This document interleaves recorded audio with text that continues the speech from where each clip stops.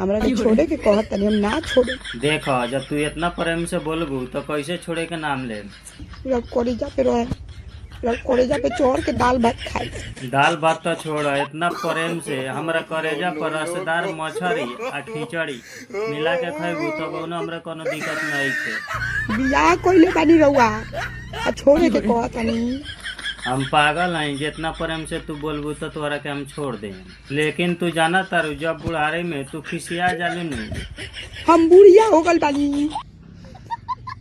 काले जातनी beauty parlour में और नेटा पेटा लगावे लो सन उहे लगा के आए। ठीक बा तब सुंदर लागे नु तब नु रखे नु। और 30-40 बाल बच्चा भेला के बाद में कहाँ दुन जाई हम ब्यूटी पार्लर में लेट पोत करावे। बाल बच्चा हो जाला तो बुढ़िया हो जाला। रउआ बड़ा जवान बानी, भातारू कहीं का परतान को के दो दिले पर बुढ़िया हो गल बानी। हमरा में कोनो सुखे नहीं के बाप रे। ल बतियाते बतियाते लगलू नु नाक बजावे।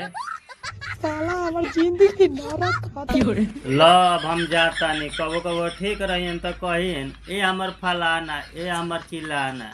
ये हमार भातार, ये हमार करेजा, ये हमार धनिया, ये हमार टमाटर। तू आ जा हमार धनिया। ल हम आ गईनी। आरा चलते सब चीज अकेला करे के पड़ेला।